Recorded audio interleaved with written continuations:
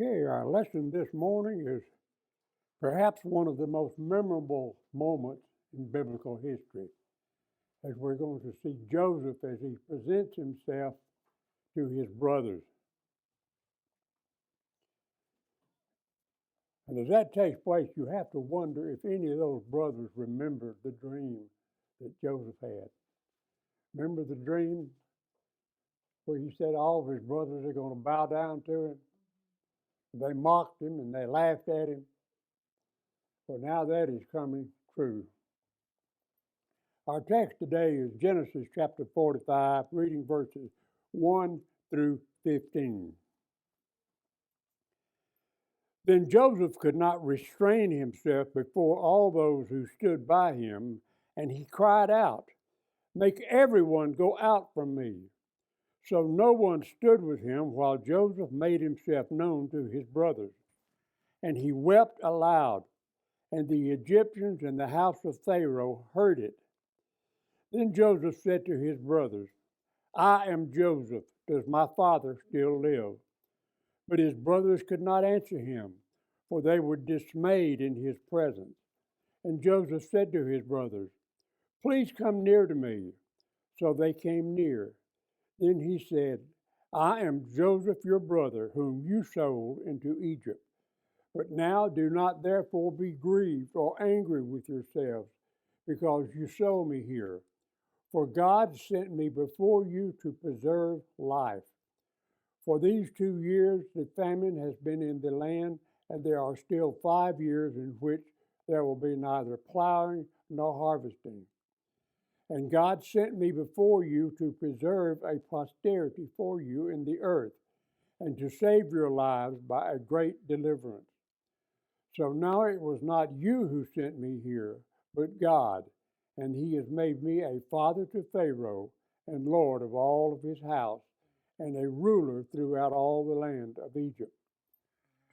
Hurry and go up to my father and say to him, 'Thus says your son Joseph, God has made me lord of all Egypt. Come down to me, do not tarry. You shall dwell in the land of Goshen, and you shall be near to me, you and your children and your children's children, your flocks and your herds, and all that you have. There I will provide for you, lest you and your household and all that you have come to poverty, for there are still 5 years of famine. And behold, your eyes and the eyes of my brother Benjamin see that it is my mouth that speaks to you.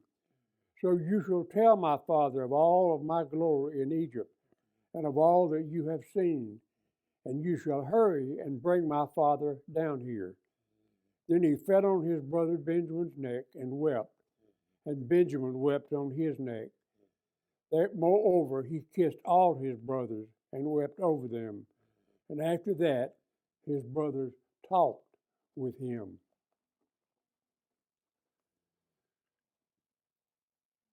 This declaration of Joseph as he presents himself to his brothers, in this we see Joseph's emotions as they literally peak.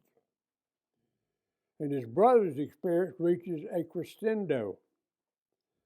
As I said, there are a few more dramatic moments in all of biblical history than what took place that day.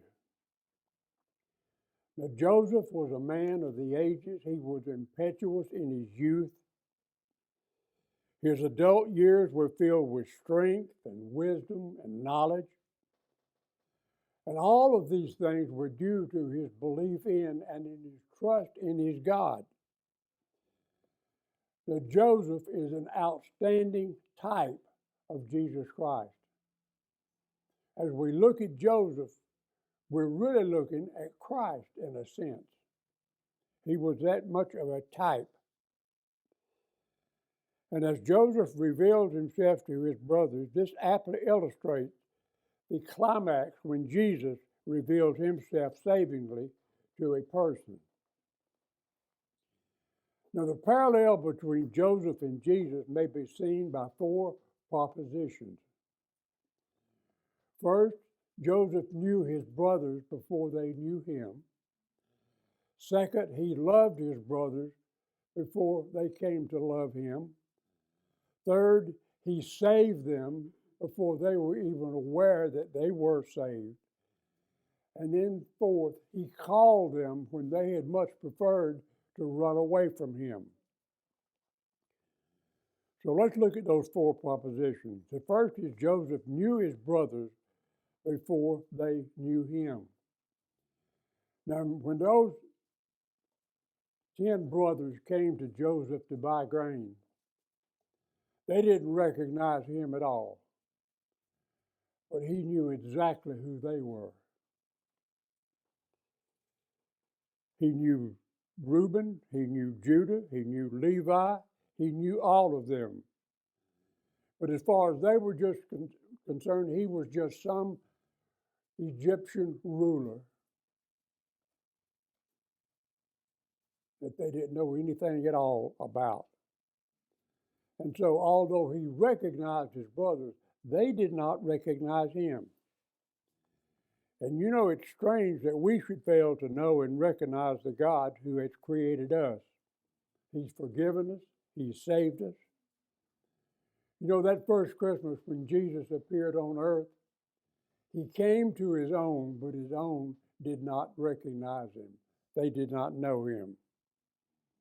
In like manner, we did not know him. But he knows us, and he has known us from the very beginning. Remember what David wrote in the Psalms when he said that God knew him before he was even created in his mother's womb. And again, Jesus does not merely know us from the beginning. He knows us profoundly. He knows us deeply. He knows our going out and our laying down. He knows all of the secrets of our hearts. Now, this was the case with Joseph and his brothers. They had confessed their sin, but not openly. They supposed that there was not a creature on earth who knew of what they had done to their brother. They didn't believe that there was anyone who could expose the deed that they had done. But Joseph knew, he had known all along. And now he's slowly bringing this knowledge to light. And in the same way, so also does Jesus know us. He knows all of the sins that we try to hide. The sins we think we have buried, and exposes them to bring us to seek forgiveness. Now, we may need to remember that although we may hide our sins from other people and even from ourselves, all things are open before the eyes of God. Everything that is known to him is going to be exposed one day on Judgment Day. Now let's look at the second parallel here between Joseph and Jesus. Is the fact that Joseph loved his brothers when they did not love him. Now it's true, they came to the point that they loved him very much, but they did not love him yet. I mean, how could they? They had hated him so much at first. So much so that they sold him into slavery. Then they just supposed that he had perished. And as God begins to work on their consciences, they came to regret and eventually to repent of their actions. But they could hardly love a person whom they had not even seen in over 20 years. They thought he was perhaps even dead. Yet Joseph loved them, and he was actually acting toward them in love, although they knew nothing about that love. Moreover, Joseph loved them deeply. How deeply appears in this story when he ordered all of the Egyptians to leave his presence so that he was left alone with just his brothers. And then when he could no longer control himself, he demands that everyone leave his presence. So there was really no one there but just Joseph and his brothers when he lets them know who he is. Now this is a very moving story, and we must say that it is not remarkable.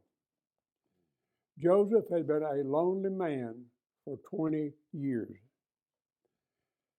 And I'm sure many times he wondered if he would ever see his homeland again, if he would ever see his father again, or even his brothers.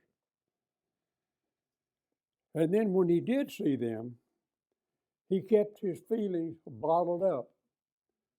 When he first saw them, he didn't tell them who he was. Why do you suppose that was? Why didn't he just, the minute they walked in to buy grain, why didn't he tell them then? Okay, there's a good reason here. What was happening the last time Joseph saw these guys? They were cursing him. They were selling him into slavery. So Joseph doesn't know at this time, what are their feelings now? Have they repented of what they had done? And so Joseph doesn't tell them anything. He keeps his feelings bottled up. And all the while, God is working through Joseph to affect their conversion and to test their new natures. So, it would be a surprise here if Joseph had not broken down at this point. Now, Joseph loved his brothers in spite of any appearance to the contrary, and there had been some. When they first showed up, he had spoken harshly to them. He accused them of being spies. Then he had placed a heavy demand on them. He told them, if you don't bring your younger brother back with you the next time you come, don't come back. They didn't know how to take that. Then he had put Simeon, another of his brothers, in prison. Then he had hidden the cup in Benjamin's sack later in order to break their self-confidence. And so from the perspective of the brothers, these were hardly any acts of love, but they were acts of love. They were the workings out of love. The truly loveless thing Joseph could have done would have been just to send these men on their way. And if that had been the case, they would have eventually perished in hell. So Joseph is using all of the circumstances that are happening there to drive them from their sin and to draw them unto himself. And then the third parallel between Joseph and Jesus was he saved them before they were even aware of their salvation. Now, everything that has happened in this story to this point has been an aspect of the salvation of these godless men whom God was effecting through Joseph. Yet they didn't know it. And here, when they had actually repented of their sin and had given evidence of having become regenerate people, they were so unaware of what had happened that they were terrified and feared a harsh revenge at Joseph's hands. Now let's stop here and review for just a minute about what God had done to awaken their consciences and bring them to spiritual life. First, he had subjected them to the pinch of want.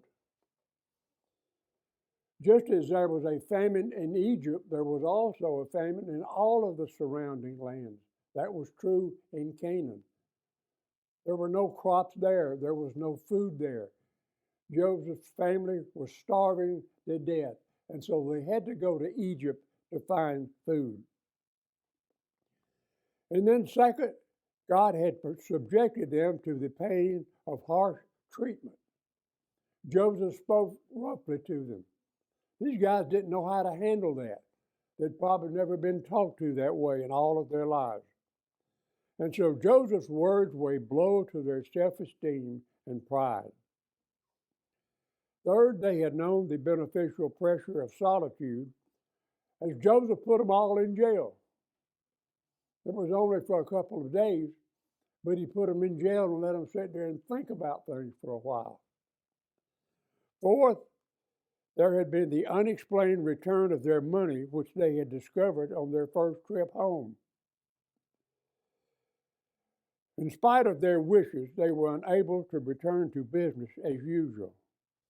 6, they were moved by the power of Joseph's affection, which they could not miss, though they really couldn't understand it. What's going on here? The way we treated him, and now he's treating us as if we're his long lost brothers, which they were. Finally, there was a purge of self-confidence through the discovery of Joseph's cup in the sack of young Benjamin.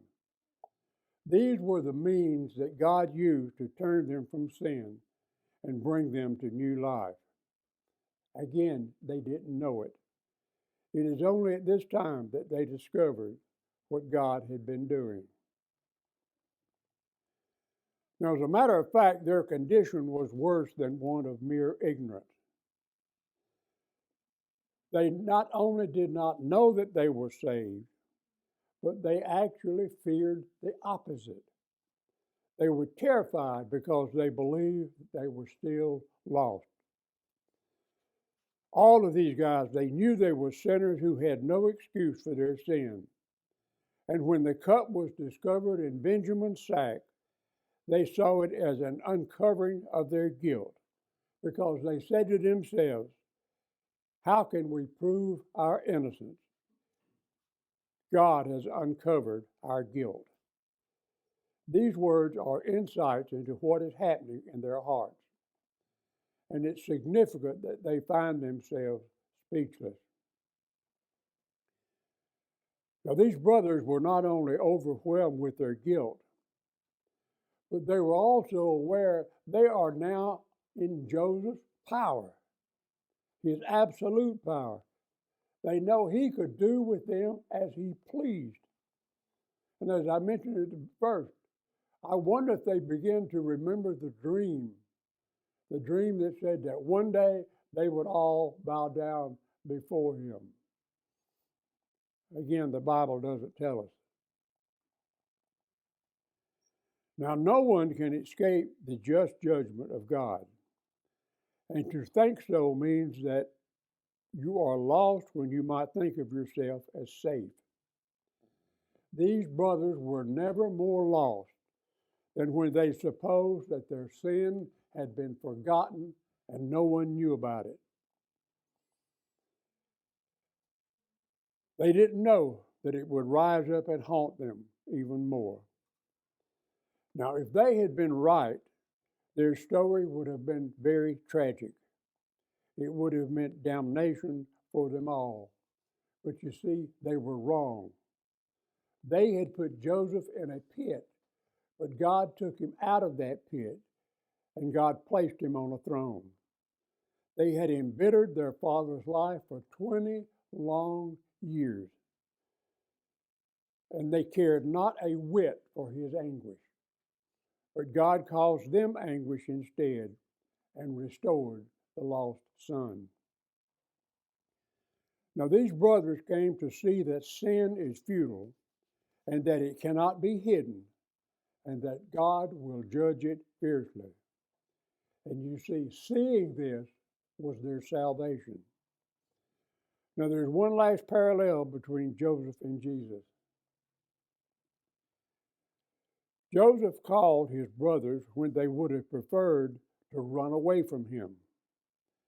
When he told them who he was, they were literally terrified. They could all see their heads rolling. But he commanded them to come close to him. And although they feared it was because he wished to harm them, they discovered this was not some angry master who was calling them, but rather it was a loving brother. Now, under different circumstances, Joseph could have been angry, but he was not calling them in anger. He had turned them from sin, and they were now changed men. Now he's calling them with the sweetness of a powerful and embracing love. Now, can we assume that Joseph called his 11 brothers by name. As we read in our text, he threw his arms around his brother Benjamin. He hugged him and he kissed him. And then he went and he kissed each of the other brothers. That really threw him for a loop. What we see here is not an angry monarch whipping his insolent subjects. What we see is a loving God forgiving those who have sinned against him. Joseph is an Old Testament mirror of the New Testament Jesus. Joseph displayed the characteristics of a loving, forgiving God. Now, in studying the character of Joseph, we have seen that its single most distinguishing feature was the ability to him to relate everything to God. God was in Joseph's thoughts constantly. I believe in every tragic event that happened to Joseph, God was in some ways telling Joseph, do not be afraid. I am with you and I will go with you. How many times did God say that to other people? Many times. And if you study Joseph in the Bible, you will find that there is hardly a sentence from out of his lips that he does not name God in it. The center of Joseph's thoughts was always God, God, God, and God. God was constantly in his thoughts and in his mind. Now, nothing is more characteristic of Joseph than to relate everything that happened to him to God. Nowhere in this story is this more evident than in verses 5 through 9. Here are 5 verses in which Joseph sought to allay his brother's fears after he had revealed himself to them. In these 5 verses, the name of God appears 4 times. He says, don't be afraid. It was God. It was God who sent me here. It was not you. It was God that was behind all of this. It was God who sent me ahead of you to save your lives, to preserve your lives. It was not you who sent me to Egypt, but God. And it is God who has made me Lord over all of Egypt. Now, this is a perspective of life that should be at the heart of every Christian. It is God who should be at the center of everything we do. Everything we think, every act, everything that happens to us happens because it is God who allows those things to happen. Some people can't realize that.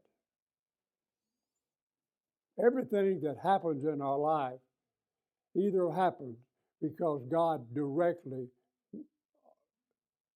causes it to happen or because God allows it to happen.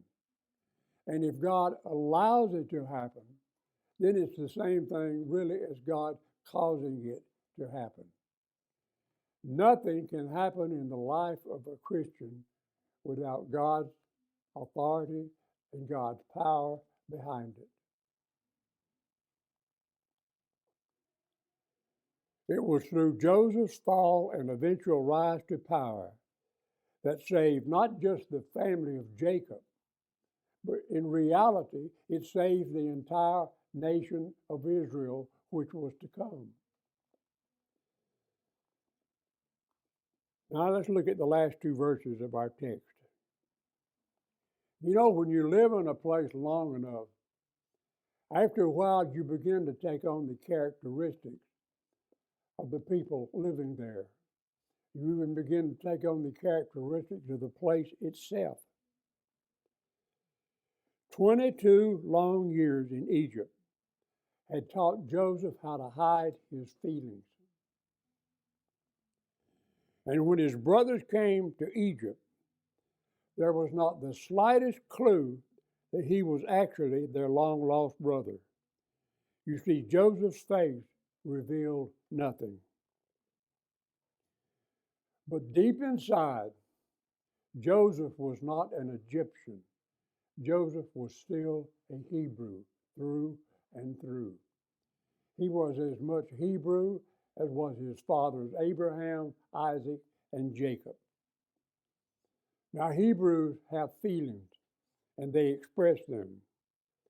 And so we should not be surprised when we come to a part of this story in which Joseph at last broke down and let his emotions show. He broke down and he wept so loudly that even the people outside the room heard about it, and they went and reported it to Pharaoh. This was a remarkable day in the life of one Jewish family. It has been called a day to remember, and it was remembered. It was remembered in the oral traditions and then in the written records of Israel as the most memorable moment of all that many memorable moments in Joseph's distinguished life. This incident marked the release of Joseph's bottled up emotions, the salvation of his brothers, and the first bonding of the fathers of the tribes of Israel. This brought those brothers closer together than they had ever been before. Now, this wasn't a time for explanations and excuses, but for honest expressions of love and forgiveness. Because hidden sin had been exposed and dealt with, and forgiveness had been granted, mercy and truth met together. Righteousness and truth kissed each other. But keep in mind that this reconciliation was possible only because Joseph had suffered and he had triumphed. And it's a beautiful picture of what the Lord Jesus Christ did for sinners in his death. Joseph went from suffering to glory, from prison to the throne, and was able to share his wealth and his glory with others. Martin Luther had a lot to say about this incident. Luther wrote, "Our churches are nothing else than lodging places of this kind in which the people who feel sin, death, and the terrors and vexations of an afflicted and wounded conscience are healed." But that raises the question, are our churches really that kind of a place? It should be. And are we people who show affection and forgiveness as Joseph did? Now, Joseph showed four things in this incident. First, he showed genuine humanity, for he was not aloof from the common emotions of mankind. You see, he too was lonely. He too was subject to tears, and he was not afraid to show this. Second, he demonstrated great love, just as Jesus showed love in giving himself for his brethren. Third, Joseph modeled true forgiveness. He had been wronged, but he did not hold the wrong against his brothers. Rather, he reached out to them to forgive the wrong and allay their fears. And fourth, he acted in profound wisdom, for he knew enough to take time to reestablish a good relationship with these men and let them know that his love for them and his forgiveness of them were both real and permanent. He proved this by bringing them all the way to Egypt and then setting them up in the most prized land in Egypt. And he practically gave them anything that they asked for. Now, aren't these four things what we are supposed to be doing in our churches? The only difference between Joseph and us is Joseph was innocent. He had been wronged, but he did no wrong himself. We, on the other hand, have been as lost, guilty, and terrified as those that we seek to comfort. We stand with them in our need of God's grace. Chuck Swindoll wrote an excellent little biography of the life of Joseph. I want to read you a couple of paragraphs from that book.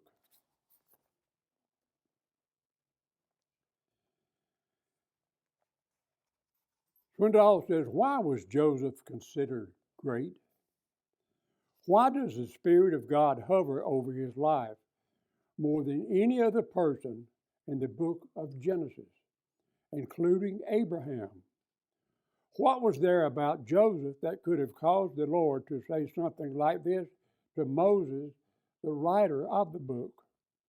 Make a careful record of this man's life so that future generations can spend an extended amount of time with him. Then why was Joseph so great? He was great because of his faith in God, which manifested itself in a magnanimous attitude toward others and his magnificent attitude toward difficulties. A strong faith leads to a good attitude.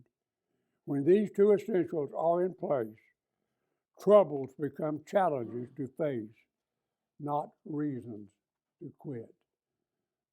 And that perfectly describes Joseph's life. He could have thrown up his hands and quit many times over. When he was on his way to Egypt, when he was sold as a slave, when he was falsely accused and thrown into prison, he could have thrown up his hands and said, what's the use? But he didn't. It was his faith in his God that kept him on the straight and narrow path. I don't know how I did it, but I'm through. Any questions?